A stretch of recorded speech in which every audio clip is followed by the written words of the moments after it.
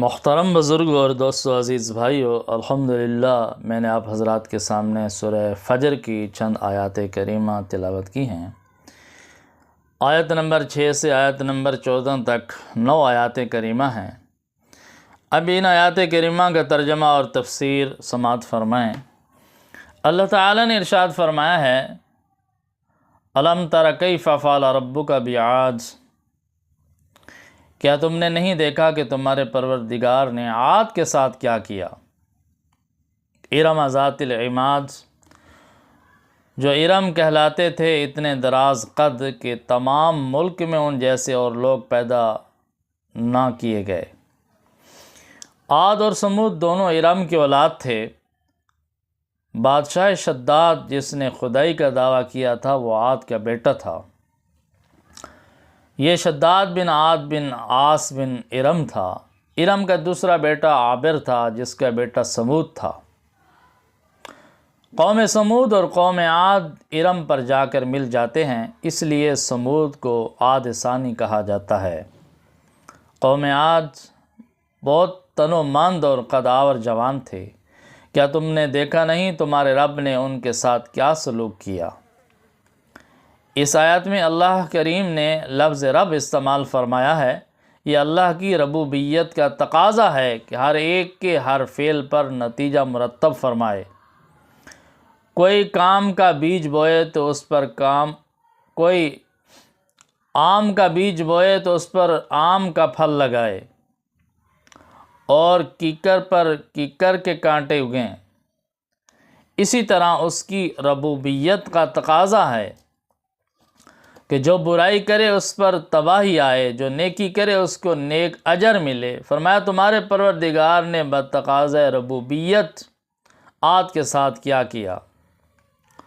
جو طاقت و قوت اور قد و قامت انہیں دی گئی تھی، اس قد و کاٹ کے لوگ اللہ کریم نے پھر پیدا نہیں کیے۔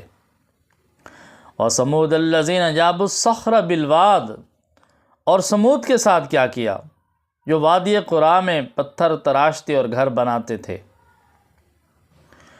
قوم سمود جو ارم کی ہی اولاد تھے اور انہیں عاد ثانی کہا جاتا ہے، وہ عاد کے بعد ہوئے۔ اللہ کریم نے ان کو قوت، عقل، تحقیق کی صلاحیت دی۔ ان کے پاس ایسی ٹیکنالوجی تھی کہ انہوں نے چٹانوں کو کاٹ کاٹ کر محل بنا دیے، اور چٹانوں کو تراش تراش کر شہروں میں تبدیل کر دیا۔ اتنے سنگلاخ پتھروں پر ایسی گلکاریاں بنائیں کہ بدلتے موسموں کی ہواؤں، بارشوں اور موسموں کی سختیاں برداشت کرتے وہ محل آج بھی کھڑے ہیں۔ سمود بھی اپنی تحقیق پر نازاں تھے۔ انہیں اپنی ٹیکنالوجی کاریگری کا گھمنڈ تھا۔ اسی تکبر کے باعث اللہ کی نافرمانی پر کمر بستہ تھے تو اللہ تعالیٰ نے کیسا پکڑا۔ اور فرعون ذی الاوتاد، اور فرعون کے ساتھ جو میخوں والا تھا، فرمایا اور فرعون پر کیسی پکڑ آئی۔ فرعون اس زمانے کی حکومت کرنے والے بادشاہوں کا لقب تھا۔ تمام فرعون پر کیسی پکڑ آئی۔ تمام فرعون ظلم کرنے میں ایک سے بڑھ کر ایک تھے۔ یہاں اس فرعون کا ذکر ہے جو سخت ظالم اور سنگ دل تھا۔ زندہ انسانوں کے وجود پر میخیں گاڑ دیا کرتا تھا، کبھی دیوار سے لٹکا کر، کبھی زمین پر لٹا کر میخیں گاڑ دیتا، ان پر سانپ اور بچھو چھوڑ دیتا۔ گائے کی شکل کے تانبے کے بڑے بڑے برتن بنا رکھے تھے، ان میں زندہ انسان کو بند کر کے نیچے آگ جلا دیتا۔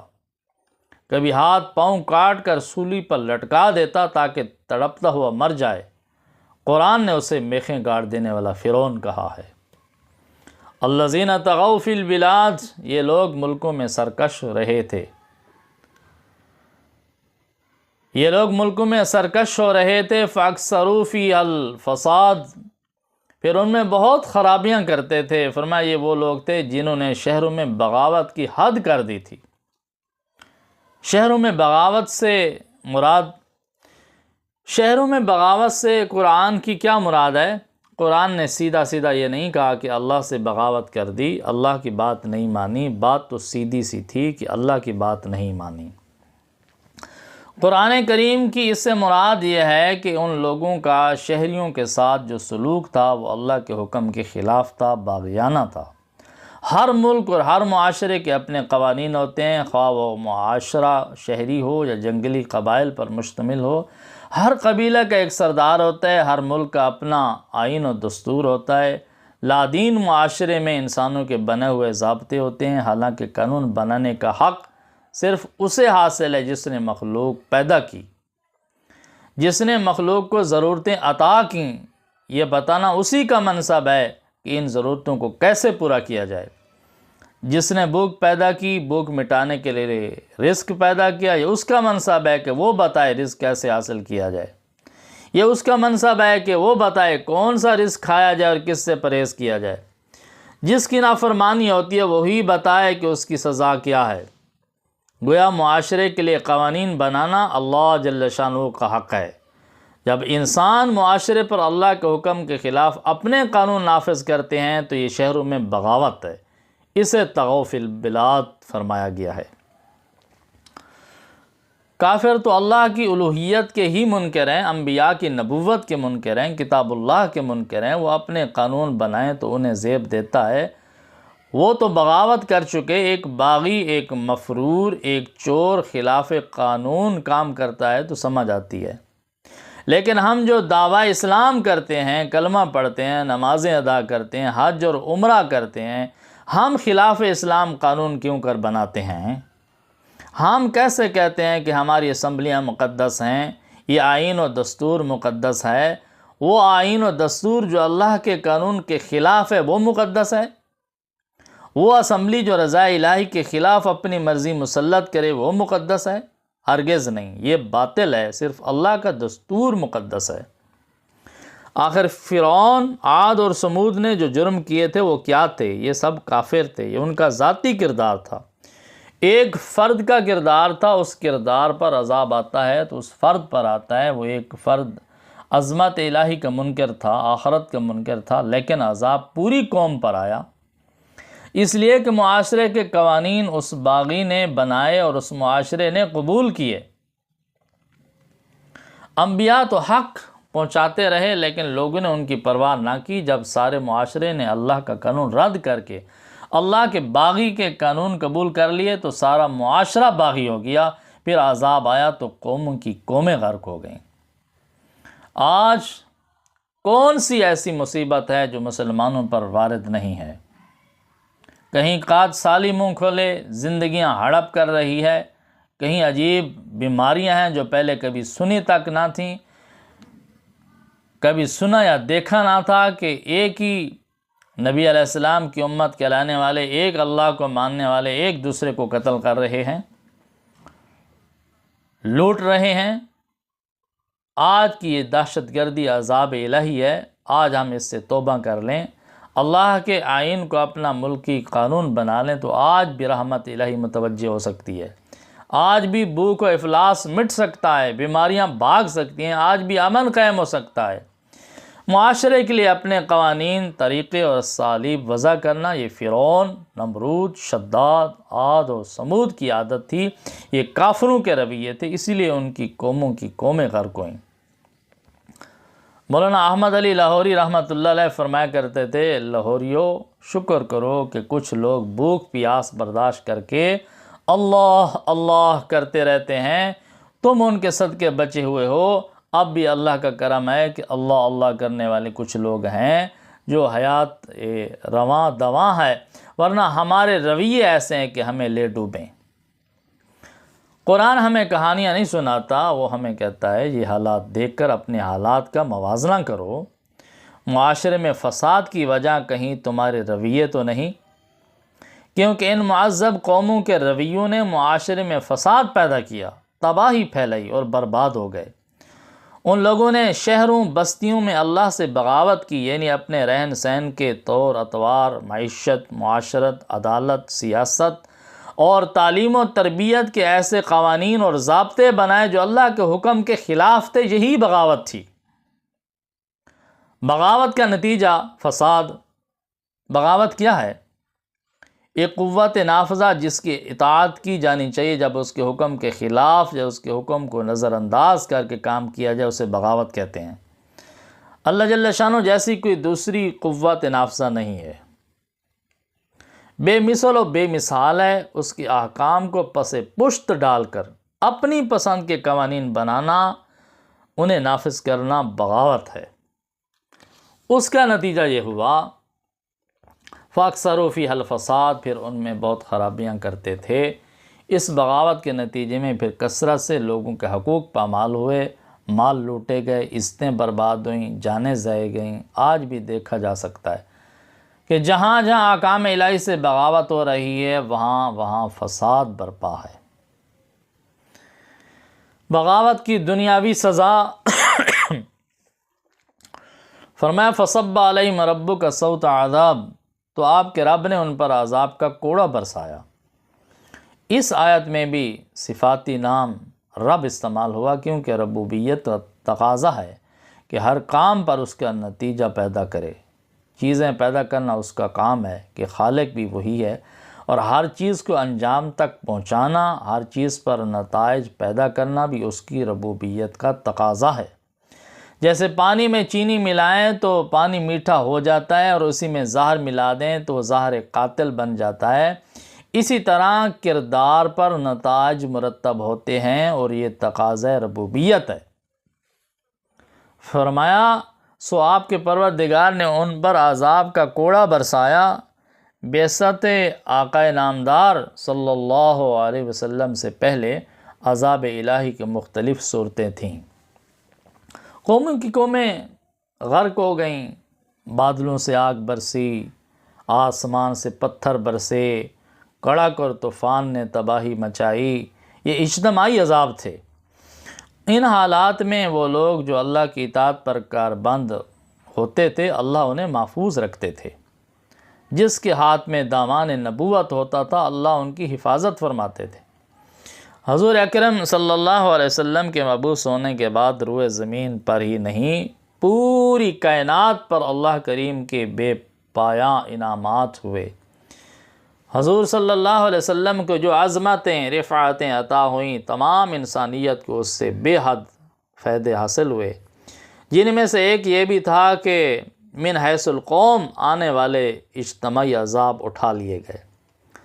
حضور صلی اللہ علیہ وسلم کی بعثت کے بعد کوئی قوم اجتماعی طور پر تباہ نہیں ہوئی، البتہ انفرادی صورتیں باقی رہیں۔ یہ باغیانہ رویہ کفار و مشرکین کا تھا، مگر آج مسلمانوں کی اکثریت کی یہی روش ہے۔ حکومت ہی نہیں، عوام بھی اسی ڈگر پر چل رہے ہیں۔ حکومتی سطح پر ہمارے قوانین اللہ سے بغاوت ہیں۔ اللہ کریم نے سود کو اللہ اور اللہ کے رسول صلی اللہ علیہ وسلم سے جنگ قرار دیا ہے، لیکن ہمارا ملکی قانون اسے معیشت کی بنیاد قرار دیتا ہے۔ ہمارا نظام تعلیم ہمیں دین سے دور لے جا رہا ہے۔ نظام عدالت اللہ کے قانون کے خلاف ہے، لیکن حکومت بھی اس میں خوش ہے اور عوام بھی اس پر راضی ہیں۔ نتیجہ یہ ہے کہ پہلی قوم پر جو عذاب ایک ایک جرم کے باعث آتے تھے، وہ ہم پر آئے ہوئے ہیں۔ جو قوم کام تولتی تھی ان پر قحط آ جاتا تھا، ہم پر عذاب کی یہ صورت ہے کہ ہماری جیب میں پیسہ ہے، چیزیں نہیں ملتیں۔ کبھی چینی غائب، کبھی پٹرول کی کمی، ایسی عجیب و غریب بیماریاں ہیں کہ ان کا علاج محال ہے، اگر کہیں ممکن بھی ہے تو انتہائی مہنگا علاج ہے۔ انگریز کا دور تھا، علماء نے اس ملک کو دارالحرب قرار دیا تھا کہ یہ ملک کافر کے زیر تسلط ہے، حکومت کافر کی تھی، سارے قانون اس کے بنے ہوئے تھے، لوگ عمومی طور پر دیندار تھے، علماء حق دین کے لیے جدوجہد کرتے رہتے تھے، مسجدیں آباد تھیں، لوگوں کے آپس کے فیصلے پنچایتی طور پر برادری میں شریعت کے مطابق طے ہوتے تھے، حتی الامکان دین کا احترام تھا، رمضان، عیدین، جنازہ، شادی کا اہتمام شریعت کے مطابق ہوتا تھا۔ اس دور غلامی میں بھی معاشرتی اقدار ایسی تھیں کہ لوگ غم سے آزاد زندگی گزار رہے تھے، لوگ فارغ بھی بیٹھتے تھے، خوش گپیوں میں بھی مشغول ہوتے تھے، مساجد آباد تھیں اور چوپال بھی آباد تھیں، رونق لگتی، لوگ مل بیٹھتے۔ اب تو کوئی ایسا طوفان بدتمیزی ہے کہ لوگ آنکھیں ملتے جاتے ہیں اور بھاگتے جاتے ہیں، ہر کوئی دوڑ رہا ہے، سارا دن بھاگ کر رات کو تھکے ہارے پڑے رہتے ہیں اور صبح اٹھ کر پھر چل پڑتے ہیں۔ کسی کے پاس بیٹھنے کی فرصت نہیں، کسی کی بات سننے کی فرصت نہیں، ماں باپ بہن بھائی کوئی کچھ نہیں لگتا۔ ملک میں ایسی بدامنی ہے کہ ایک دوسرے کو قتل کیے جا رہے ہیں، مرنے والے کو نہیں معلوم کہ اسے کس نے مارا، کیوں مارا، مارنے والے کو نہیں پتا اس کے ہاتھوں کون کون مارا گیا، گولیاں چلائے جا رہے ہیں، دھماکے کیے جا رہے ہیں۔ یہ ساری عذاب الہی کی صورتیں ہیں جو مختلف قوم پر مختلف ادوار میں آئیں، ان میں سے ہر ایک کے جرائم مختلف تھے، ہر قوم کا ایک جرم تھا اور اس کی سزا تھی۔ لگتا ہے اس دور میں ہم نے وہ سارے جرائم اپنا لیے ہیں اور وہ سارے عذاب ہم پر بیک وقت نازل ہو گئے ہیں۔ بد عملی ہمیں بہت دور لے گئی ہے، عقیدے میں خرابی آ گئی ہے، عقیدے میں خرابی آئے تو عمل میں خرابی لازماً آتی ہے۔ کافروں کے پاس مرنے والوں کے لیے اور کچھ نہیں سوائے اس کے کہ وہ 1 منٹ کی خاموشی اختیار کر لیں یا شمع روشن کر دیں۔ ہمارے پاس تو اللہ کی بارگاہ ہے اور اتباع رسالت صلی اللہ علیہ وسلم کا ہمیں دعویٰ ہے، اللہ کا کلام موجود ہے۔ ہمیں 1 بار سورہ فاتحہ اور 3 بار سورہ اخلاص پڑھ کر کلمہ طیبہ پڑھ کر اس سال ثواب کرنا چاہیے، لیکن ہم نے کافروں کے اطوار اپنا لیے ہیں۔ ہم بھی چند منٹ کی خاموشی اختیار کرتے ہیں یا موم بتیاں جلاتے ہیں۔ ہم نے دین کو چھوڑ کر کافرانہ رسوم اپنا لی ہیں۔ جو اسلامی تہوار تھے جن میں عظمت الہی کا اظہار مقصود تھا، ان کو بھی ہم نے کافروں کے طرز پر جشن، میلہ اور تماشا بنا دیا ہے، اور ہر خلاف شریعت کام ان میں جشن کے نام پر شروع کر دیا ہے۔ اسلام میں 2 عیدیں ہیں جس میں حکم ہے کہ اس طرح عید مناؤ کہ اللہ کی عظمت کے اظہار ہو، نئے کپڑے پہنو، اچھا کھاؤ، شکر ادا کرو، غریبوں کو بھی اللہ کی رضا کے لیے اچھا کھلاؤ، سارے جمع ہو کر 2 رکعت نماز ادا کرو، اس میں تکبیریں کہو، اللہ کی بڑائی بیان کرو۔ اب 2 کے بجائے 10 عیدیں بنا لی گئیں، جشن بن گیا، ڈھول باجے، شور شرابہ، اپنی نمائش، اپنی بڑائی، کپڑوں کی نمائش، سب اس طرف لگ گئے۔ حکمران خوش ہیں کہ اسی شغل میں لگا رہنے دو۔ حکمران جان بوجھ کر عوام کو جاہل اور بے شعور رکھنا چاہتے ہیں کہ ان میں شعور آ گیا تو ان کی خدائی خطرے میں پڑ جائے گی۔ اس سارے کا نتیجہ یہ ہے کہ جو عذاب قوم پر انفرادی طور پر آتے تھے وہ سارے کے سارے ہم پر آ چکے ہیں۔ کاد سالی ہوتی ہے یا سیلاب آتے ہیں، زلزلے تباہی مچاتے ہیں یا وبائیں پھوٹ پڑتی ہیں، انصاف نام کو نہیں، آبرو محفوظ نہیں، جان کو ہر دم خطرہ ہے، قوم کی بیٹیوں کو فرزندان قوم اغوا کر کے بیچ رہے ہیں، تعلیمی ادارے شراب چرس کے اڈے بن چکے ہیں، نسلیں تباہ ہو رہی ہیں۔ فرمان الہی ہے فَصَبَّ عَلَيْهِمْ رَبُّكَ صَوْتَ عذاب، تو آپ کے رب نے ان پر عذاب کا کوڑا برسایا۔ فرمایا عذاب الہی تلواروں سے نہیں توبہ سے ہٹتا ہے۔ آج ہم اس عذاب الہی کو دور کرنے کی بڑی تدبیریں کرتے ہیں، فوج محنت کرتی ہے، پولیس، رینجر سب جانیں دے کر مجرموں کو پکڑتے رہتے ہیں، لیکن کیا اس کے ساتھ یہ بھی ضروری نہیں تھا کہ ہم اللہ کی بارگاہ میں توبہ کرتے، اپنا نظام عدل اسلام پر استوار کرتے، ہم پر اللہ کی رحمت متوجہ ہوتی اور ہمیں عذاب سے نجات ملتی، کیونکہ عذاب الہی فوجوں، طاقتوں اور گولیوں سے تو نہیں روکا جا سکتا۔ حجاج بن یوسف بڑی متنازع شخصیت گزرا ہے، اس کے کئی اچھے کاموں کی تعریف بھی کی گئی اور اس کے خلاف بہت کچھ لکھا بھی گیا کہ اس نے حاکم کی خوشنودی کی خاطر مکہ مکرمہ پر حملہ کر کے بیت اللہ کو جلا دیا، حضرت عبداللہ بن زبیر رضی اللہ عنہ کو شہید کیا اور بے شمار لوگ اس کی جلغار میں گرفتار ہو کر قتل ہوئے۔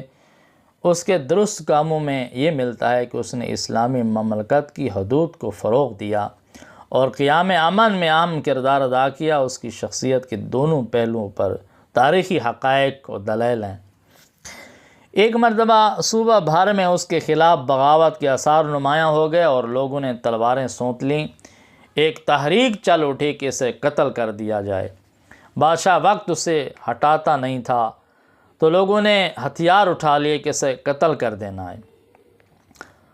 حضرت حسن بصری رحمۃ اللہ علیہ حیات تھے، انہوں نے فرمایا جو کچھ ہو رہا ہے یہ تمہارے اعمال کی سزا ہے،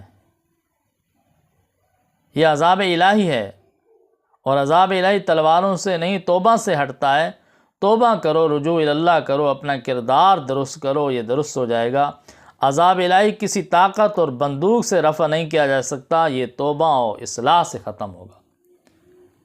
آج ہم بھی اپنی اصلاح کر لیں، حقوق کا تحفظ کر لیں، جس کا جو حق بنتا ہے وہ اس سے دیں، جو ہمارا حق بنتا ہے اسے لیں، تو آج بھی سب کچھ درست ہو سکتا ہے۔ ارشاد ہوتا ہے جس معاشرے نے بغاوت کی اس پر اللہ کے عذاب کا کوڑا برسایا گیا۔ بے شک اللہ تعالیٰ ہر چیز پر ہر حال ہر وقت نظر رکھے ہوئے ہے، اس سے کچھ بھی پوشیدہ نہیں۔ فرمایا ان ربک لبالمرصاد، بے شک آپ کا پروردگار طاق میں ہے۔ طاق میں ہے سے کیا مراد ہے؟ مرصاد کا ترجمہ عموماً گھات لگے ہوئے کیا گیا ہے۔ اردو میں گھات موضوع جب مناسب ترجمہ نہیں ہے، عموماً شکاری گھات لگا کر بیٹھتا ہے، چھپ کر بیٹھتا ہے تاکہ شکار قابو کرے، یا درندہ گھات لگا کر بیٹھتا ہے کہ جانور بس میں آ گیا تو گرا لے۔ دشمن کو مارنے کے لیے گھات لگا کر بیٹھتے ہیں، لہٰذا یہاں یہ ترجمہ مناسب نہیں کہ گھات لگا کر بیٹھنے والا شکار کی حرکت کو دیکھ رہا ہوتا تھا اور اس کے مطابق اس کے ساتھ سلوک کرتا ہے۔ لبالمرصاد کا ترجمہ میں نے بھی اکرم التراجم میں یہی لکھا ہے کہ آپ کا پروردگار طاق میں ہے۔ طاق بھی کوئی موزوں لفظ نہیں، چونکہ اردو کا دامن تنگ ہے، مرصاد کا متبادل لفظ اردو میں نہیں ملتا، ترجمے میں اس کے اصل معنی کی ترجمانی نہیں ہو سکتی، لہٰذا جو لفظ قریب ترین ہو وہی لکھنا پڑتا ہے۔ اس کا مفہوم یہ ہے کہ سوچ ارادے سے لے کر کردار تک ہر چیز ہمہ وقت اللہ کے روبرو ہے اور اسی کے مطابق فیصلے ہو رہے ہیں۔ اگر تم سمجھتے ہو کہ فیصلے ناگوار ہیں، تکلیف دہ ہیں، تو اپنی سوچیں، اپنے ارادے، اپنے کردار کو دیکھ لو، اسے اچھا کر لو، فیصلے اچھے ہو جائیں گے۔ دعا ہے کہ اللہ تعالیٰ ہم سب کو قرآن کریم کے مطابق عمل کرنے کی توفیق عطا فرمائیں۔ وآخر دعوانا ان الحمد للہ رب العالمین۔